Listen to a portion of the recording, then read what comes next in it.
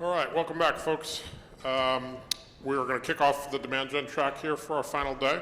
One of the things that we've been hearing a lot from our readers since the pandemic was that getting traffic and getting some digital engagement has been not the easier side, but people were clearly surfing, engaging digitally, but getting meetings was the harder part for their sales team, that people were a little reluctant to kind of move down the funnel. Craig Rosenberg from Gartner talked about it's really becoming more of a shared process, whether it's orchestration or whatever, that sales and marketing are really getting involved in all stages of the funnel. So sales teams are really starting to help get those meetings as well and help doing more of the acquisition. So this next session, we actually have somebody representing the sales side that's going to kind of walk us through that. We're going to be talking about how to use segmentation to land more meetings. We have Vincent Matano from Demandbase, who's going to be coming up and sharing some of the secrets and approaches that their organization uses. Vincent, come on up. Nope.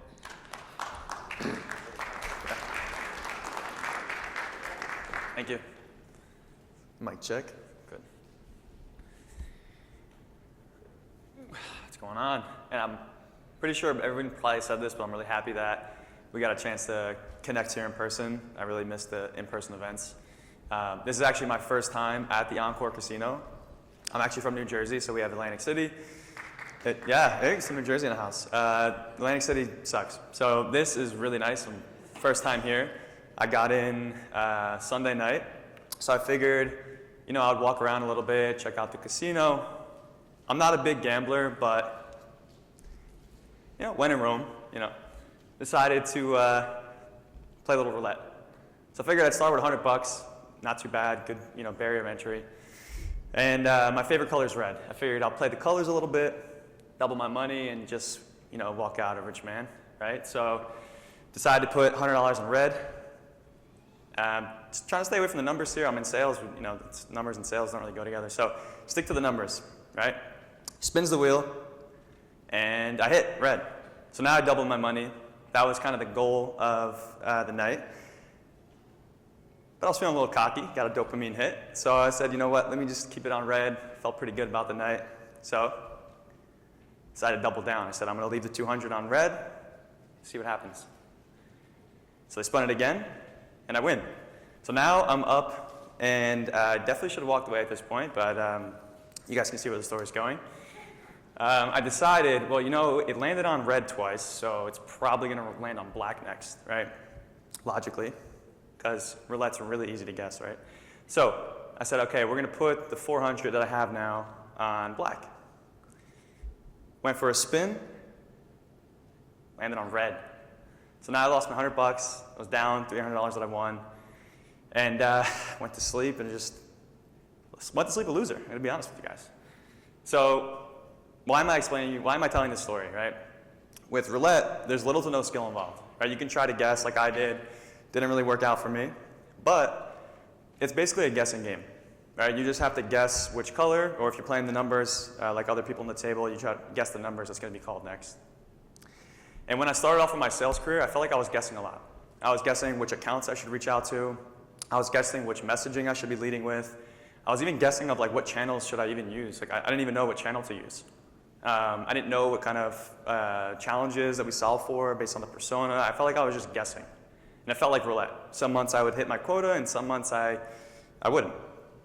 So today, we're going to be helping you guys guess less, and we're going to be using segmentation strategies to actually book a meeting with anybody, right? So my name is Vin Matano. Been at Demandbase a little over 3 years. Started off on the SDR team.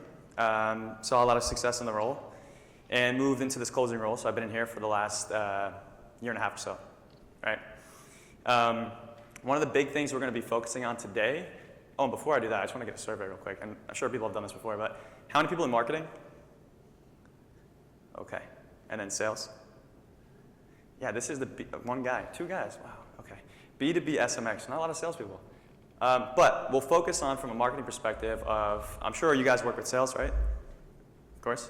No? No one works with sales. You guys work with sales. Okay, perfect. Okay. I'm sure you guys have done a really good job of doing campaigns, maybe segmenting accounts for salespeople, and they're just dropping the ball, right? And salespeople, me as a salesperson, I can understand you have a territory that you're assigned. There's a few hundred accounts in there, and you don't know where to start, right? So today, we're going to be learning how we can segment like a boss, how to actually prioritize your outreach based on the segmentations, right? How to craft the perfect email. And sure, this is going to be relevant for salespeople, but from a marketing standpoint as well, we're going to be understanding how the segmentation is going to be influencing your messaging so you align properly with the sales team, right? We're going to be doing like a workshop on how to actually craft these emails, where to send them. We're going to be talking about advanced multi-channel prospecting. Very big word, but just talking about the different channels that us as salespeople have access to, and what are the most effective channels based on the segmentation. I'll show you some outreach examples that I actually got wins from. So salespeople, there's a few people in the room. You guys are lucky because you're going to have stuff that you can take with you and use tomorrow. Marketers, now you have more stuff to yell at your salespeople for. You guys should be doing this, okay? So we have some fun examples that I want to show you guys towards the end. I think you're going to really like them. So that is the agenda for today. Now, before we get into it, I just wanted to show the impact of personalized messaging, right? We actually did an internal study here at Demandbase where we looked at a year's worth of data and emails sent, and I think we used SalesLoft at the time, SalesLoft for outreach, and we were looking at the number of generic or more templated messaging that we were sending. It led to about a 29% open rate, 4.5% reply rate. Not too great, right? It's pretty status quo. So the following year, we actually focused on personalized messaging. And as you can see, it kind of doubled our open rate and reply rate, right? So I think this is kind of old news that personalization is way more effective. My goal today is to help you guys understand where you should be using the personalization. Every time I do this presentation, literally every time, somebody raises their hand and says, well, how do you scale this? You're not supposed to scale this, okay? So I'll say it again, personalization should not be scaled, right? We're gonna be talking about how you can segment accounts to understand when to personalize, when to maybe use a little bit more automation, and what messaging to lead with. That's the whole goal of today. And this stuff actually works. I put my stats in there. This is from last year. Had a 77% open rate and 18.6% reply rate. I'm not saying that to brag at all. I'm just saying that this stuff that we're going to be going through today actually works. It helped me as an SDR. It now helps me as an AE actually generating my own pipeline and not necessarily have to wait or rely on an SDR, essentially. So when we actually go about segmenting accounts, personally, I like to use this acronym called FIRE. And I believe somebody at Triblio coined this, so if anyone's in Triblio here, shout out Triblio. But I like to use this because I think it's an effective and easy way to actually tier and segment accounts. One of the challenges we have as salespeople is, like I said earlier, we're given a territory. When I started at Demandbase, I got a territory. There was about 600 accounts in Salesforce that were in my name. I had no idea where to start. Being able to look at a list of 600 accounts and easily segment them based on different data points will allow me to focus on my top priority accounts and deprioritize the ones that are not as important today. All right? So you guys may know this. We'll go through this pretty quickly. F in FIRE stands for fit. This is essentially firmographics, right? This is just telling us if this is a good ICP fit. We're looking for firmographics, technographics, verticals, industries, employee size, revenue, location, etc. This is the bare minimum. If accounts are not qualified, we shouldn't be spending time on them. And from a marketing standpoint, do we really want to spend marketing dollars on accounts that are not qualified? Probably not, right? We may want to, rely on our inexpensive things like remarketing, Google paid search, etc. Salespeople, we don't want to be reaching out to unqualified accounts because our time is easily our most valuable asset. Next, we're going to be looking at if these accounts are actually in market. So we're going to look at the firmographic makeup. Are they qualified? But are they actually showing intent? Right? They could be familiar with, they could be kind of researching keywords off of your site, whether that's going to be keyword-based or maybe they're looking at competitors. Essentially, we're looking at buying signals off of your website to see if they're actually beginning an evaluation or showing some signals throughout the web. They may not be familiar with your brand at this point today when they're showing intent, but this just allows us to understand there are some kind of behaviors that we want to make sure we're monitoring closely. Next, we're looking at relationship, or relevancy, some people call it. Relationship is essentially opportunity data, email replies, former customers, etc. This is the stuff that's living in your CRM. We want to know if these accounts are familiar with us, right? Because the messaging we're going to be leading with is going to be vastly different from an account that's evaluated us a few times, or an account that's completely net new. Like they don't know who you are. This is the first time kind of hearing of them. And lastly, we're going to be looking at engagement. And at demand-based, the engagement is going to be quite simply the time your target accounts are spending with you. This can be site activity, this can be content that's downloaded, this can be sales meetings. Accounts that spend time with you are highly likely to spend money with you. Okay, say that again. Accounts that spend time with you are highly likely to spend money with you. All right, so this is an important metric that we want to look at. Now, as you guys can imagine, if we use tiering model, this is kind of the easiest way to do it. Other people use journey stages, totally fine. Easiest way to do this is a tiering model. The more criteria that fills gets you into the next tier. So if they only have one of the criteria, they're going to be in tier 4, of course. If they have 2, they're in tier 3, etc. Right? Accounts that are just qualified, they're not showing any signals. They're going to be our tier 4 accounts. We're going to deprioritize them. We're really not going to focus and spend too much time on them. If you guys have an SDR, work closely with them, we probably don't want to have them really reaching out to them. Right? If they're qualified but they're showing intent, these are going to be our tier 3 accounts. And what I'll show you in the next slide is how we actually think about personalizing it based on these tiers, what kind of channels we'll use based on each tiers, etc. Right? Accounts that are qualified, showing intent, and are either engaged or kind of talked to us in the past, that's going to be our tier 2 accounts.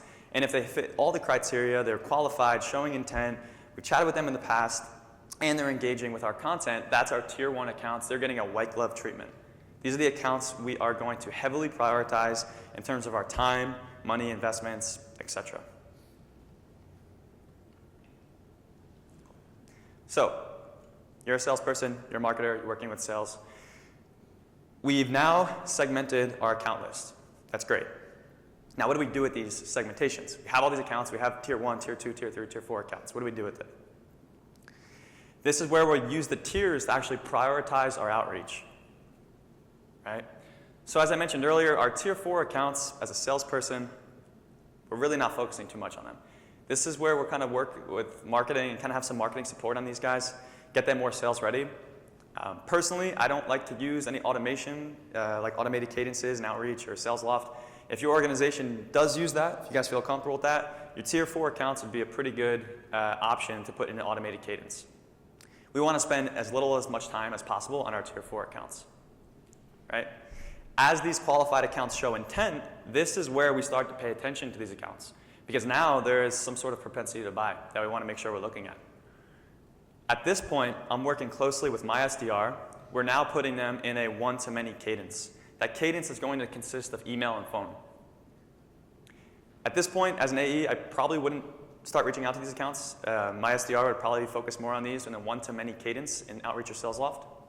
And now, as they're either, maybe we chatted in the past or they're showing engagement, this is our tier 2 accounts. This is now where the AE, myself, would start to get involved in the tier 2 and tier 1 accounts.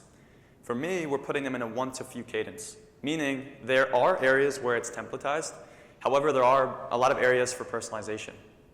We're also starting to expand upon the channels that we use. So we increase our personalization, we expand upon the channels that we're using. So for these, we may use email, phone, and even LinkedIn in our cadences. Right? You guys can see a kind of pattern here.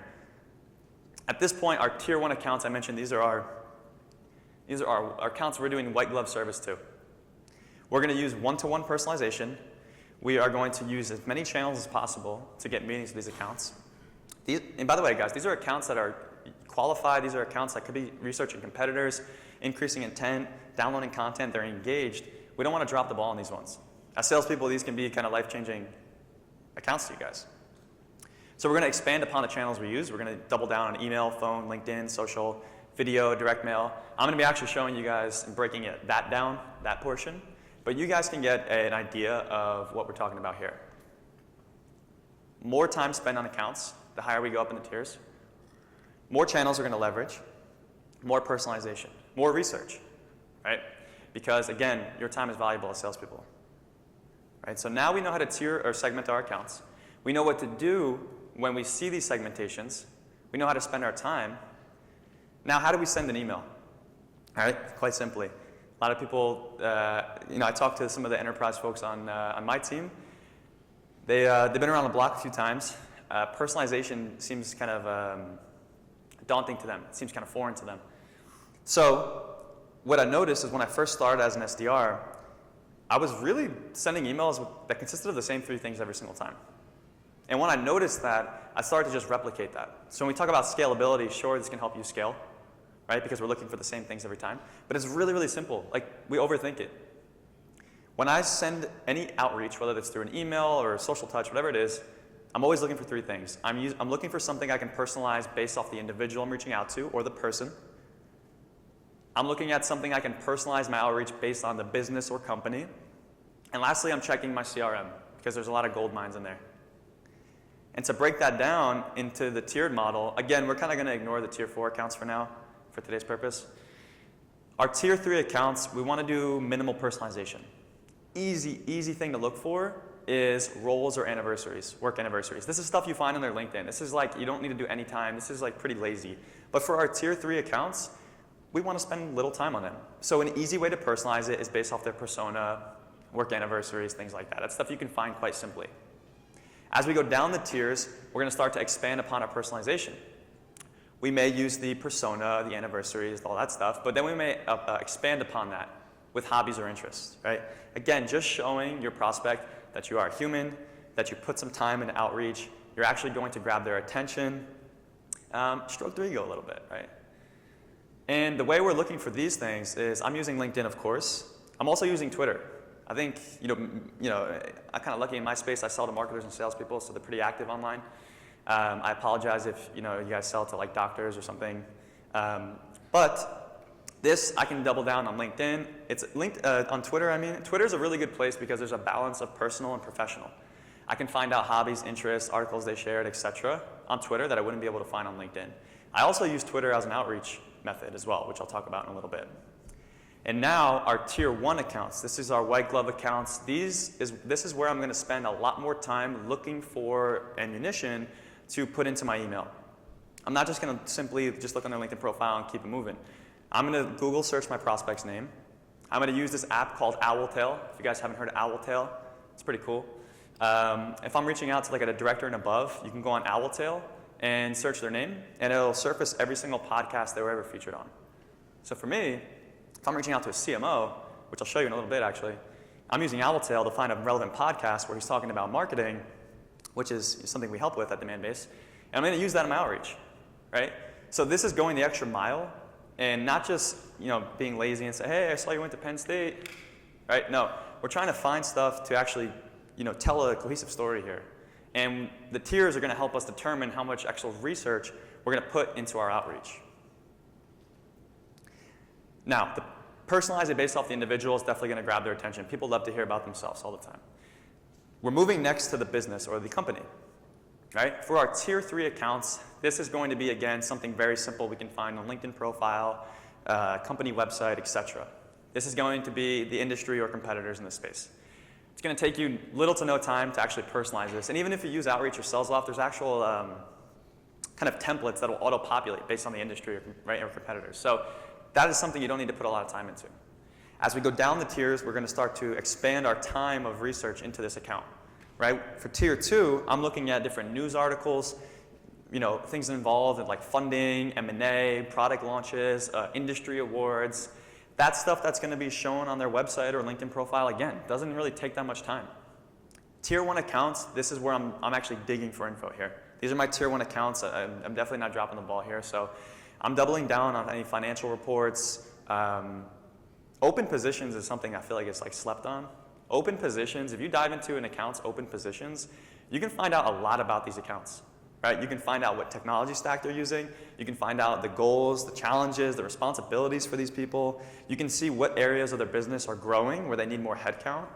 This is something I use a lot. Publicly traded companies, you can obviously look at financial reports. They're absolute gold mines. You can see if they hit their revenue targets. You can see goals, challenges, threats within the industry. This is essentially a blueprint for your outreach. So personalizing based off the individual is going to grab their attention. It's going to humanize your outreach. Personalizing based off the business or the company is going to tie in a why.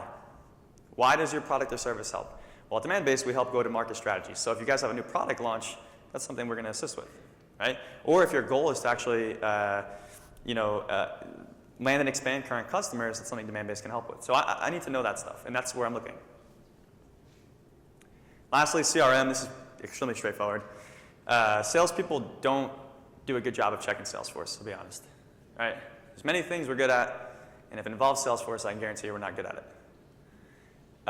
Tier 3 accounts, we're looking for low-hanging fruit. It's going to be probably marketing campaigns, leads, things like that. All right? Stuff we can just grab and kind of just put in our outreach. As we go down the funnel, or the tiers, we're looking at opportunity data. This is probably the best. Honestly, I don't know why I have that in tier 2. This is really, really rich data because we're able to see if they've evaluated us in the past. Our messaging is going to be vastly different if someone knows who we are versus someone that's never heard of us. We can also see previous goals in previous years. We can see if they achieved those goals. And it's also just a good way to kind of ask for a meeting, let's catch up kind of thing.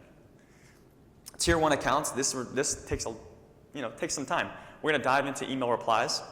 We're actually going to dive into recorded calls because we're using Gong, find out specific things they said, and put them in the email. So this is very simple. CRM is probably the easiest thing to do. Salespeople, we don't do a good job at this. There's a lot of gold mines. No matter how bad your CRM data is, no one has good CRM data, but there are gold mines in there. You guys got to dig through it. So we've segmented your account list. We've prioritized our outreach based on the segmentations. We now know how to formulate the best email or outreach. Now we're going to talk about the channels that we're going to leverage. Right? So I think I read the average C-level executive gets 70 emails a day. And that's probably not even including Slack and all that stuff. Right? They're also getting hit up from marketing, and they're just getting inundated with emails. Right? So this is where multi-channel prospecting comes into play. Now this is a good, effective way to personalize emails or kind of get in front of your buying committee. However, I think it was Topo that reported 80% of high-growth companies are also using this, what we're calling triple touch method. Sending an email, following up on LinkedIn, sending a voicemail. So although it's better than just doing one touch, it's still not enough. This may be enough for your tier 3, tier 2 accounts, but your tier 1 accounts is not going to cut it. So this is where we're expanding upon this, and I'm calling this advanced multi-channel prospecting. For me personally as a rep, my main channel is email. We have reps on the team where their main channel is phone. That's totally fine. For me, it's email. That's where I see the most success. That's where I use my prospecting checklist. That's where I put my value prop. For me personally, I think if you send an email, they'll respond on their own time, and for me, it's more effective. So I'm using email as my main hub. And what I'm doing is using all the available touch points I have access to get them to redirect their attention back to my email. Right? So I'm sending a personalized email to my tier 1 accounts. I'm following up on LinkedIn. I never really sell on LinkedIn. I'll never ask for a meeting on LinkedIn. What I'm doing is engaging on their posts, commenting on posts that they have, engaging in discussions, or just simply sending a connection request. I'm just trying to get my face in front of them and try to redirect their attention back to my email. I'll drop them a voicemail. I'm not a big fan of the phone, to be honest with you guys. And I'll also leverage direct mail. Now, I think Sendoso reported that it increases response rates by 30%. A little bit more challenging during a work from home environment. Right? In the past, one thing I did that was very inexpensive, you don't need a Sendoso for, is handwritten notes. That's probably the most effective handwritten note you can do. And another thing you can do today in this from home environment is actually write a handwritten note, take a picture, email it to them. I found that pretty effective as well. The channels that I'm leveraging, though, that I think are a little uncommon is Twitter. And you can see I tied a line between Twitter and video. I actually use the two together, which I'll show you in a little bit. So for me, Twitter is a really good place. It's a thin line between personal and professional. There's less noise there. There's less salespeople reaching out. It's a place where I can reach out to a prospect, not trying to sell them, not asking for a meeting, but it's putting a touch point on a prospect.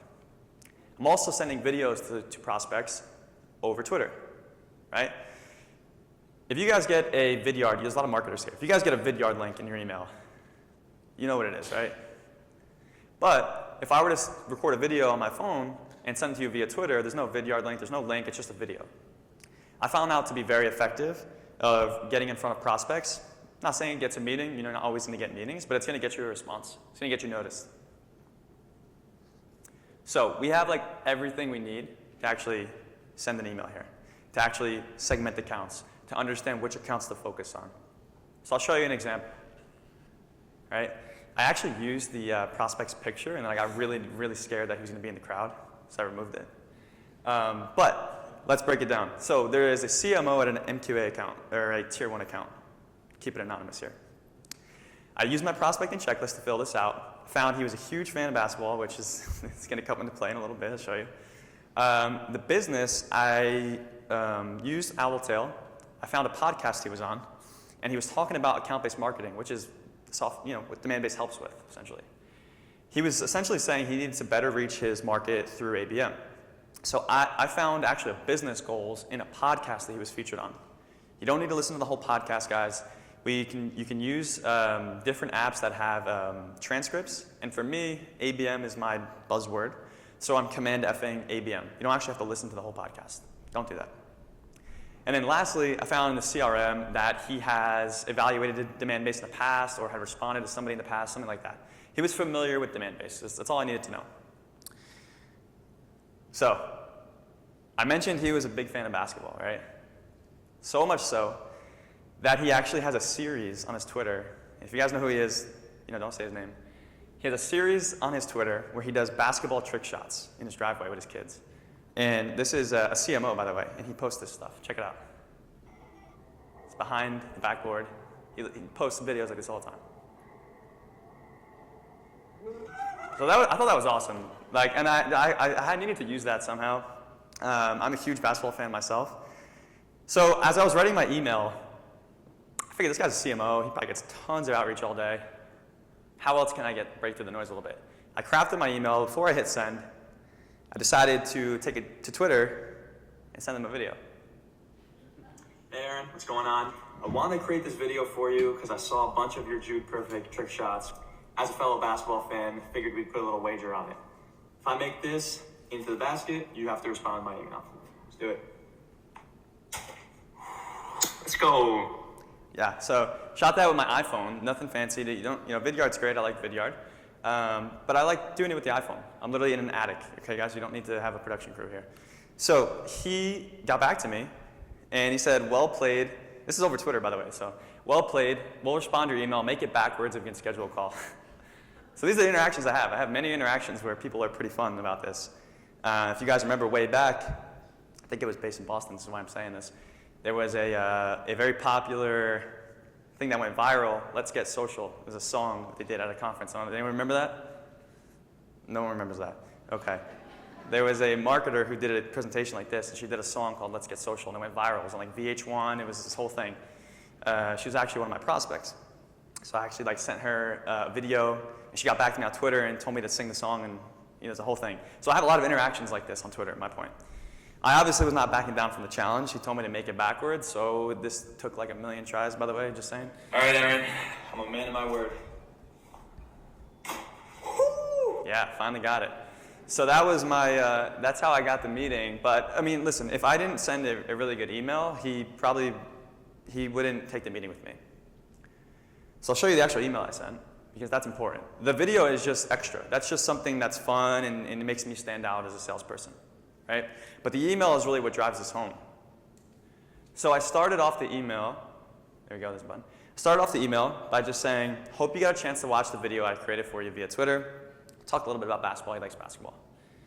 Right? So that's personalizing it based off the individual, like we talked about, step 1. Step 2, personalizing it based off the company. Now, I told you guys I found a podcast he was featured on, so I mentioned it and linked it, just in case he forgot. A lot of C-level executives are on a lot of stuff, sometimes they forget, I guess. So reaching out, just listen to the Lead to Scale podcast you were featured on, talking about the ABM strategy. It put specific things to show that I listened, penetrate 2,000 accounts, etc. Right? So that's personalizing based off the company. Lastly, tied it in with just some info that I knew about the company. And then this is a call to action that I use almost every time. I got this from Josh Braun. I did not create this. He's someone that's awesome on LinkedIn. He leaves his call to actions as either way and then something positive. Right? So what we've learned since COVID, and I think Gong did a study on this, where call to actions are moving away from this time close. Are you available to meet Tuesday at 1? We're moving away from that, and it's more question-based, right? Are you interested in learning more? Is this something that you deal with? Is this a challenge you've experienced, etc.? And Josh Braun likes to finish his emails with either way and tie it back to the thing you personalized about. So I said, either way, any CMO that likes basketball that much is okay in my book. It softens the email. It's not as salesy. Can you meet tomorrow at 1? Like, relax. They get the idea. You're emailing them, you're a salesperson, they know what you're asking for, okay? So yeah, he got back to me and we set up a meeting. And this was just a really fun example. I have many other examples. If you guys want to follow me on LinkedIn, I like to share those a lot. This was a fun one. I figured spice up the room a little bit. But this is a CMO, where typically in my sales processes, CMOs typically come in later on in the sales process. They're usually the person that is kind of given the green light. So for me to start off a sales cycle with a CMO, and by the way, like when we met, like it was all laughs the first few minutes of this meeting, right? So I'm getting off to a really great start with someone that's going to green light the sales process. It's going to help expedite your sales processes. It's going to get, it's going to get you off to a really good start. It's also going to humanize this sales process, right? No one wants to be in a sales process, let's be real. So, I think that's it. Any questions here before I wrap up? Anyone want to play me in basketball? That's what I thought. Cool. So, key takeaways here. Tier your accounts using FIRE. Using fit, intent, relationships, and engagement. Those are data points we really want to look at. Prioritize your outreach based on the tiers using the journey stages. If you guys are using outreach, sales loft, etc., these are things you want to leverage in your outreach.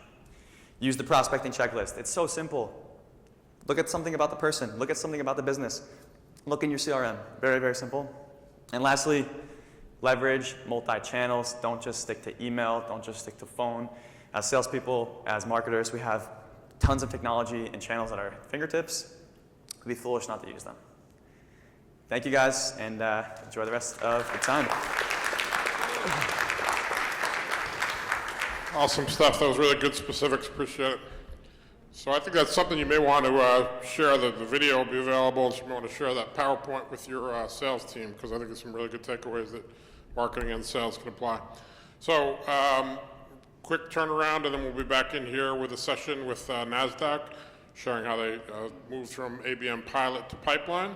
That'll be about 5 or 10 minutes, so either sit tight or check out the agenda and see if there's any other sessions you want to see. We'll be right back with you. Thanks. Thanks again, Vince.